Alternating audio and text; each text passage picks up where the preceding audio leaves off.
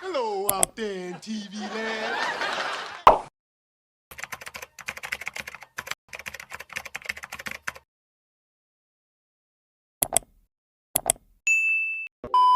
Plans for both of you. Big plans.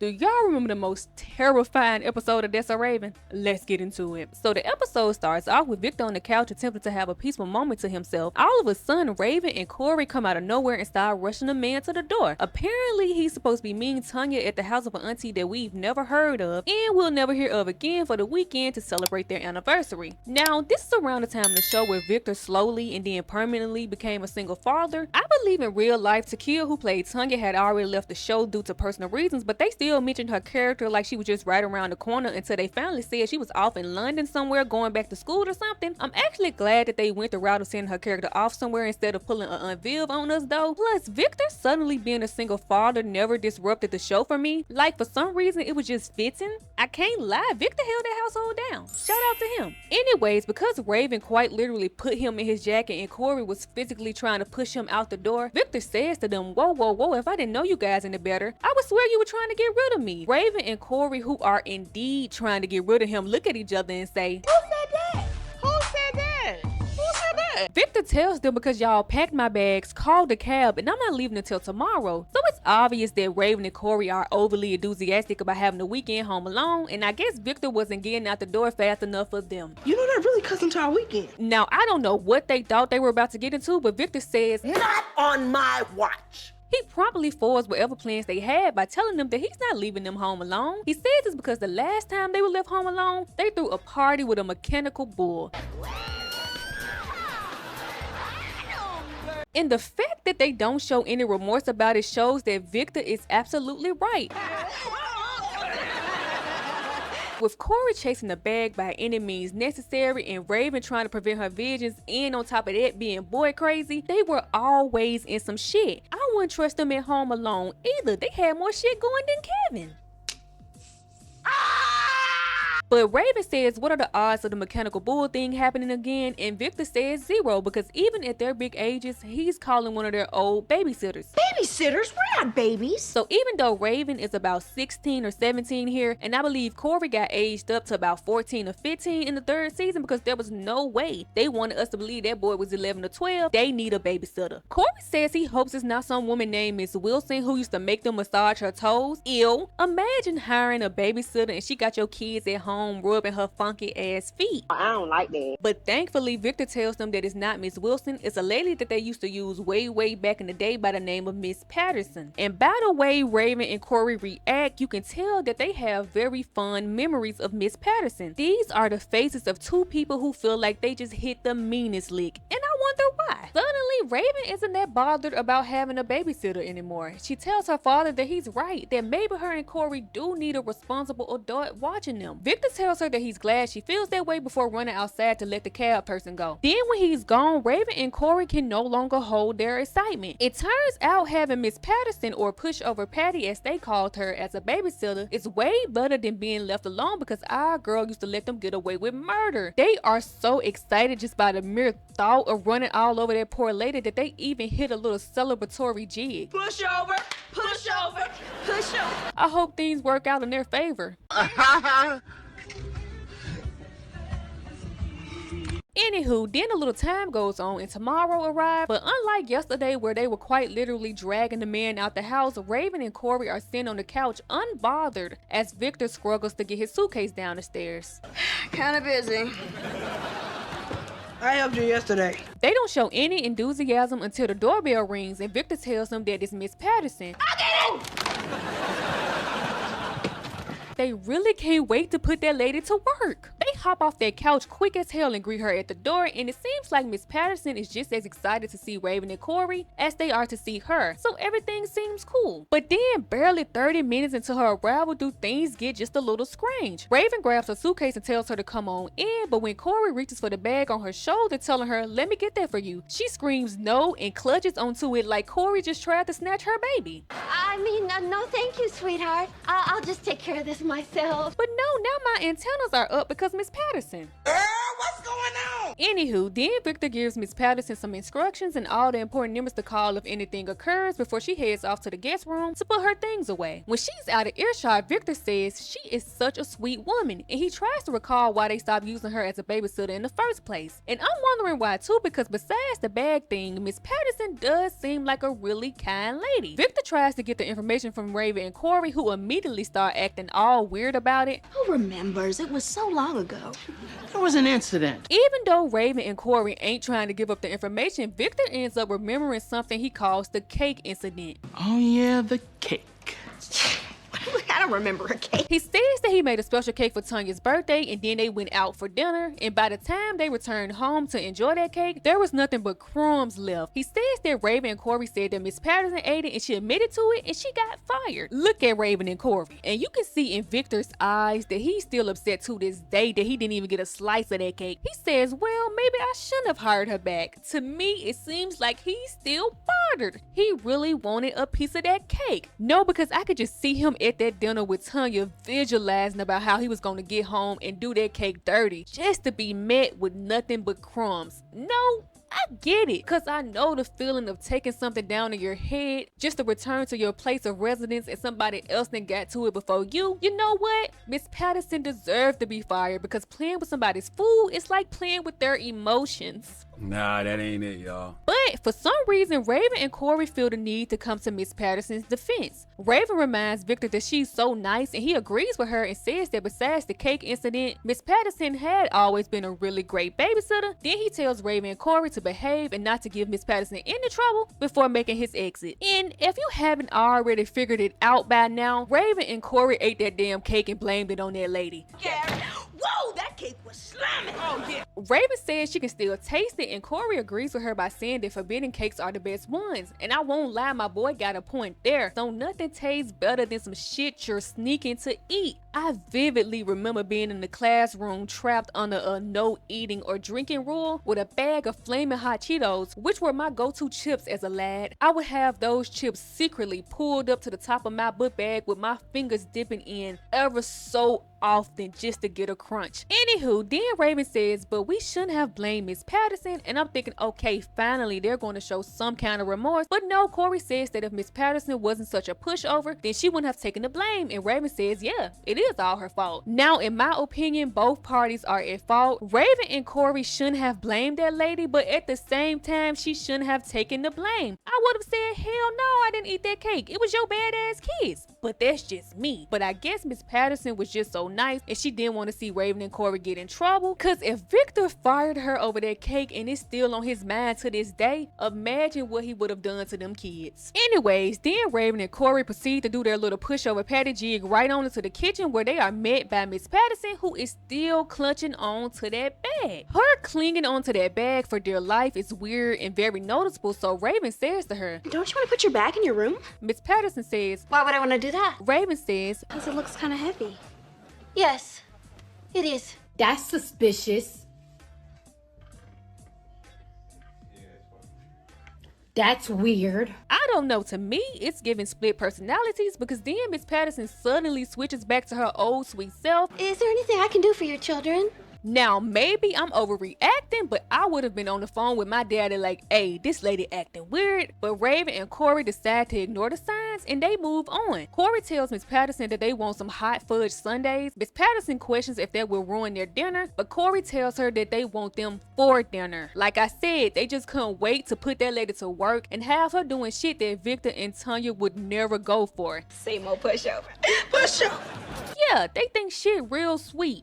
For now. While Miss Patterson is collecting what she'll need for the hot fudge sundaes, Raven decides that this is the perfect time to take a peek in her bag, and I don't blame her because I'm nosy as fuck. But the thing is, I wouldn't have decided to look while the lady was just a few inches away from me, so of course Raven gets caught. Just taking a look at the counter and your bag just happened to be there. Then Miss Patterson presses the fuck out of her. She tells Raven, let's get one thing straight, ho. I don't want anyone looking in the bag, talking about the bag, or even thinking about that motherfucking bag. Or that's what I heard. It took way too long for them to get to this point in my opinion, but now Raven and Cory are a little alarmed by Miss Patterson. They make an excuse to leave the kitchen, and when they're alone, Raven says there's something really weird about her in that bag. Then Eddie and Chelsea randomly show up, and I guess everybody just know that Miss Patterson is the lady to play with because first of all, Eddie runs in the house and says, "Where's Pushover Patterson? I brought her something." Oh, that's nice, Eddie. this nigga is talking about his laundry. He says he figured that Miss Patterson could do it while they watch TV, but that's not even it, cause then Chelsea says if she's doing Eddie's laundry, how is she gonna furnish her birdhouse? No, I low-key see why Miss Patterson is crashing out, because who y'all playing her for? But then Raven pops Eddie and Chelsea's bubbles by telling them that Miss Patterson has changed. First she's like, do you want sprinkles? And then the next minute she's like, don't touch the bag. Eddie chimes in and says that this whole situation reminds him of a movie called Forbidden Bag of Doom. This lady, she was walking around with this bag, right? When they finally looked inside of it, it had an axe in it. Chelsea's slow ass says maybe she was a lumberjack. Eddie says she was chopping, but it wasn't no wood. What do you mean? What do you mean? Now, this is the point where I gotta make sure that I'm still in the Disney Channel universe, because what you mean? I'm scared, and Raven is too. What if Miss Patterson really is Nuts? And on top of that, Eddie gotta be one of the most terrible people to be around in a scary situation. Miss Patterson comes out of the kitchen to say hello to him and Chelsea when she notices their presence. Now, Raven and Cory just explained how crazy that lady been acting behind that bag. Great to see your bag. Back.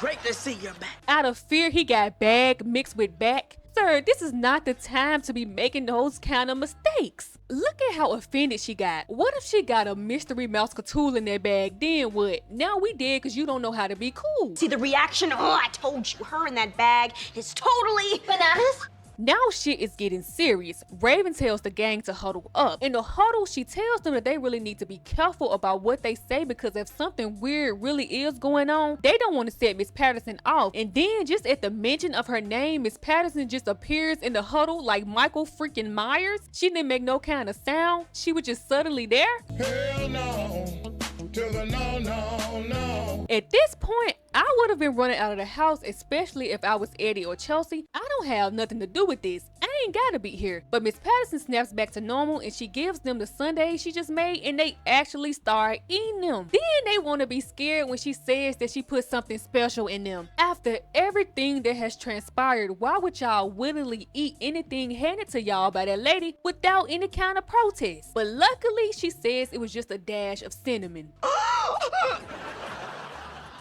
Oh, did you say cinnamon? Just based off her playing entirely too much in this situation, if it comes down to it, please let Chelsea be the first to go. It's a sacrifice I'm willing to make. Anyways, then out of the blue, Miss Patterson suddenly looks down at her watch and says, oh no, it's time. I have to do this now. Do what? What do you have to do now?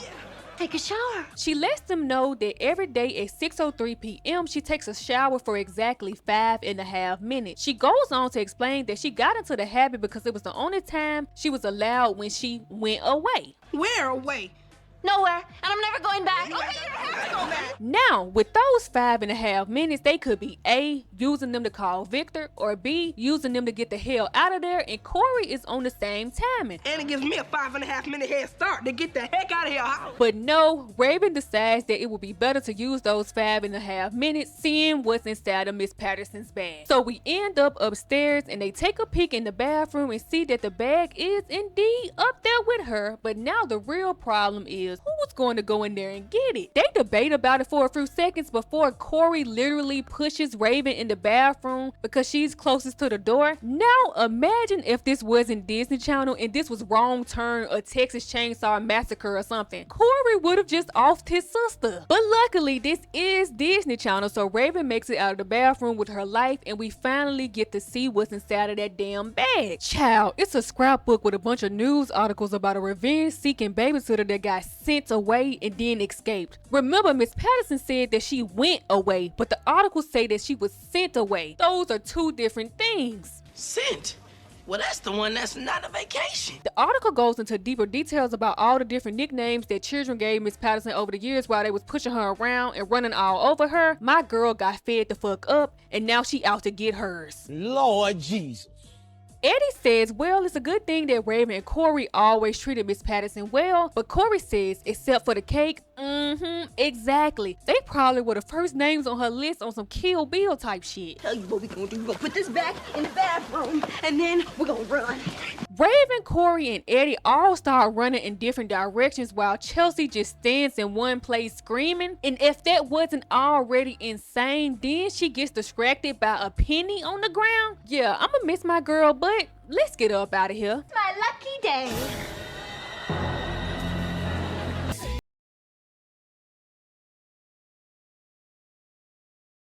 Raven, Cory, and Eddie get downstairs and are about to head out the door. That's when they realize that Chelsea is no longer with them, and it causes them to turn around.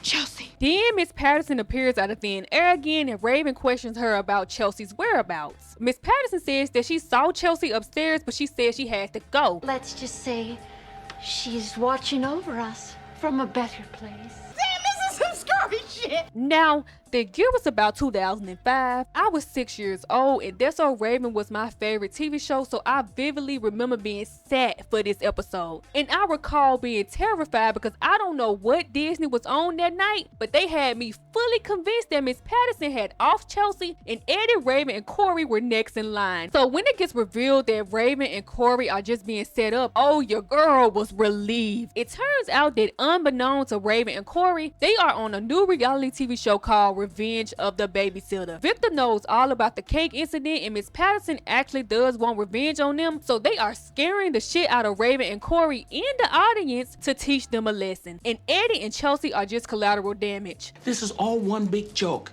Miss Patterson is in on it. Now, right in this moment, I just realized how absolutely insane all of this is. Okay, yes, Raven and Cory are definitely wrong for eating that cake and blaming it on Miss Patterson and getting her fired, and they should definitely feel some kind of remorse about it. But like I said, at the same time, Miss Patterson has some part in it too, because lady, why would you let them do that? Because at the end of the day, Raven and Cory were literal little children when that happened. I think the cake incident occurred well over 5 years ago, so y'all gonna have this lady show up years later with what looks like the intentions to off Raven and Cory to teach them a lesson? I do think a lesson needs to be learned, but I don't think this is the way. Having them and us think that that lady was there to unalive them, because that's definitely what little Destiny thought. It's crazy now that I'm older. This is a little extreme, no?